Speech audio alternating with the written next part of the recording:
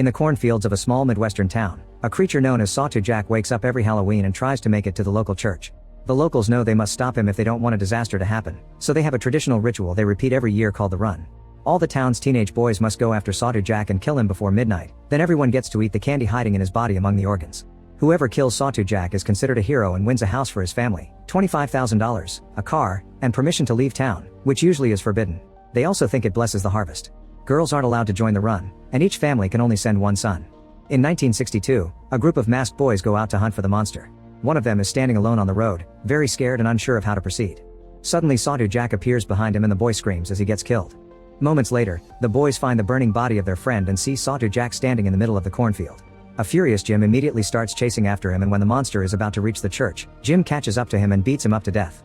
Then he grabs some candy from Jack's body, and after the others do the same, they howl and celebrate Jim's victory. Afterward, the Harvesters Guild throws a Halloween party to celebrate another successful run, and Jim is given all his prizes. His younger brother Richie asks him to take him with him, but Jim just offers a hug and an I love you before leaving town in his brand new car. A year later, Sheriff Jerry shows up at the school 5 days before Halloween to remind the teens how important the Run is, showing pictures of the year they didn't kill Sawtooth Jack and the Black Duster destroyed their crops. Jim is often brought up as an example of a hero, which irritates Richie, who wants to join the Run and can't because of the rules.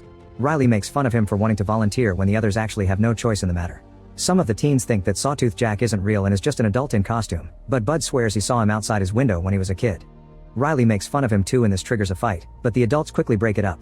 After class is over, Riley tries to follow Richie down the street to finish the fight, so Richie hides inside a movie theater. There he meets Kelly, who is new in town. They chat a bit and hit it off, but when Richie asks her to the Halloween dance, she explains she isn't allowed to go because she's black. Richie promises that he'll change that rule when he wins this year's Run. Then he meets with his best friends Bud and Mitch, who heard some nasty rumors about Kelly, but Richie doesn't believe them. His friends also convince him that he's faster than his brother, so he should break the rules and join the Run anyway. In the evening, Richie goes home and his parents Dan and Donna hand him a postcard from Jim, who they haven't seen since he won the Run. Richie informs his parents that he'll join the Run regardless of the rules, and an argument ensues during which Dan slaps his own son. This only makes Richie angrier, and he tells his parents they can't stop him. He runs to his room and escapes through the window to meet with Jim's ex and spend the night smoking. Meanwhile, in the cornfields, the farmer approaches an empty scarecrow stand and proceeds to carve a pumpkin. Then he climbs the stand, which isn't empty anymore. Now Sawtooth Jack is there wearing the pumpkin as a head. The next day, Riley finds Richie and starts beating him up before stealing his belt. This a beloved memory of Jim because the brothers used to wear matching belts, so a furious Richie tries to defend himself with a knife. However, Riley just beats him up again and leaves. Richie decides to go home and finds a letter from his brother in the mail. Jim apologizes for not contacting the family sooner and asks Richie not to join the Run because their parents need him. Tired of being treated like a baby, Richie decides to steal a car and get out of town. However, as soon as he reaches the open road and crosses the bridge, Jerry blocks his way. Richie tries to run away, but he barely gets to leave the car when Jerry knocks him out. That night, all the parents lock up their kids in their room so they can't run and hide to avoid joining the Run. The boys hit the doors and the walls in desperation and ask for food or a bathroom break, but their pleas are ignored. They must spend 3 days like that. It's a method to drive them crazy and make them hungry for the Run. When Halloween night finally arrives, the farmer fills up Sawtooth Jack with candy and cuts his rope so he's ready to go. In town, all the teenage boys are finally released so they can take the streets and start the Run. Richie wakes up in his bedroom and finds Dan telling him about a good job offer for his future, but Richie only wants the Run. Both Dan and Donna try to stop him from leaving, but their pleas fall on deaf ears and Richie leaves the house. Meanwhile, Bud, Charlie, and Mitch take a truck to do the Run with an advantage. Some boys accuse them of cheating, but Mitch quickly intimidates them until they go away. At that moment, Richie finally joins them, but before they can leave, the mean group comes back and starts damaging the truck.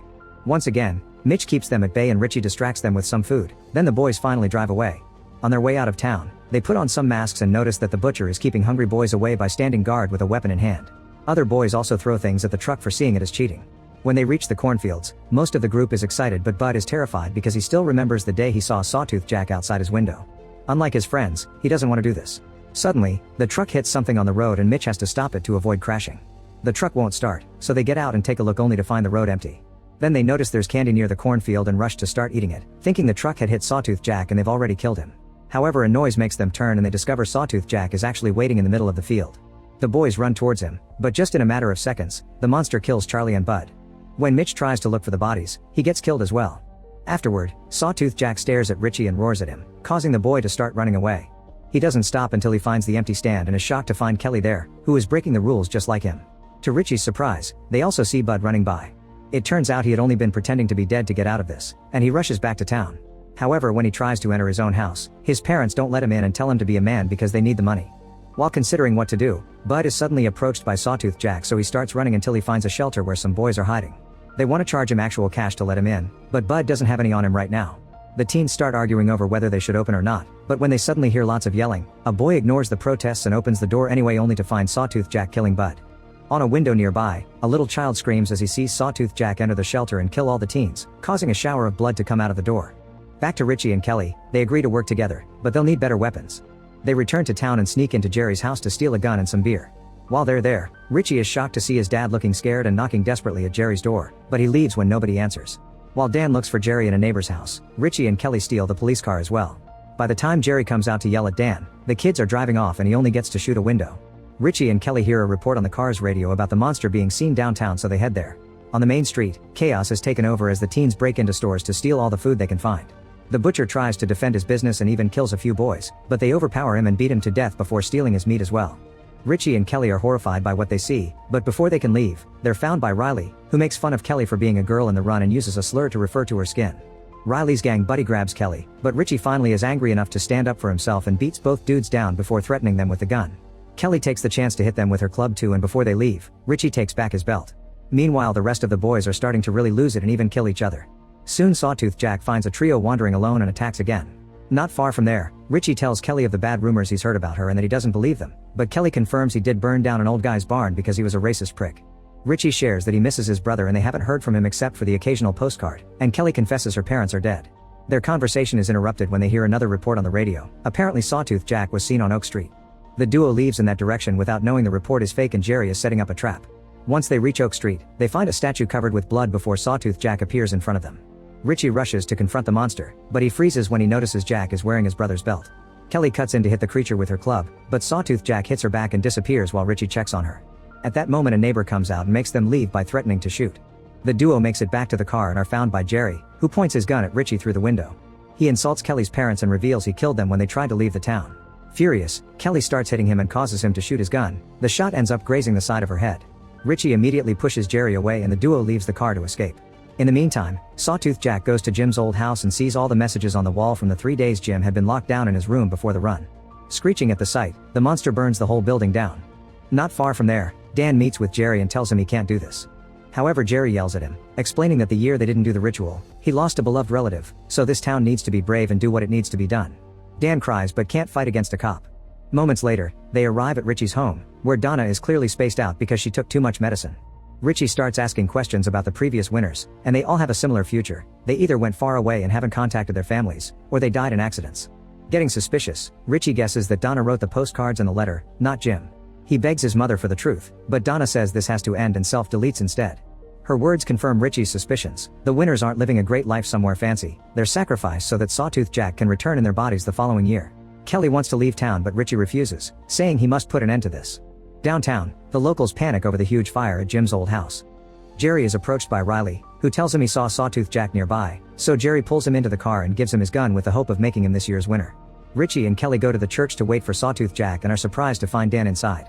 An argument ensues as Richie calls his father a monster, but Dan swears no parent knows anything until their son wins. Then they're sworn to secrecy by the Jerry and Harvesters Guild, who would kill them if they tried to leave or told anyone. Dan wants Richie to leave and let him do the fighting, but he has a breakdown when he hears his wife is dead. At that moment, the church's bell starts ringing and Sawtooth Jack appears outside.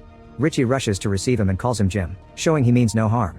Unfortunately, Riley arrives and shoots the monster, so Kelly runs to hit him while Richie cradles Jack in his arms. Jerry cuts in as well and makes Riley try again, but after a second shot, Richie keeps Riley at bay by threatening him with his own gun. To Richie's shock, Sawtooth Jack grabs his hand and turns it around as a plea to end his suffering. Wanting this to end too, Richie apologizes to his brother and pulls the trigger. The boys rush to grab the candy and Jerry congratulates him for his success, but Richie only feels numb. Later during the party, Richie continues to be in a bad mood and ignores all the glee around him. However, when he sees Kelly arrive, he dances with her and kisses her, not caring about all the bigots judging them for being an interracial couple. Kelly secretly gives him a gun and they agree to run away together later. After the party, Richie leaves in his brand new car and ignores Jim's ex when she asks him to take her with him. While Richie drives away, Dan approaches Jerry to try to shoot him for revenge, but Jerry knocks him down. Moments later, Richie picks Kelly up and they start driving out of town.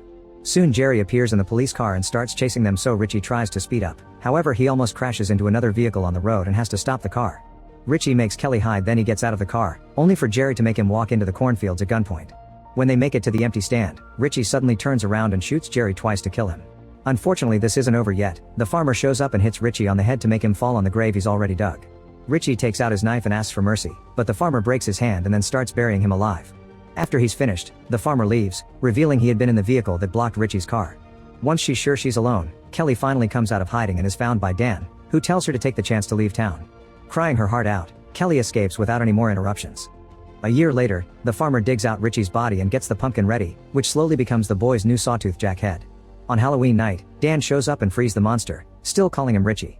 When the farmer shows up, Dan kills him, then tells his monstrous son to burn the whole town down.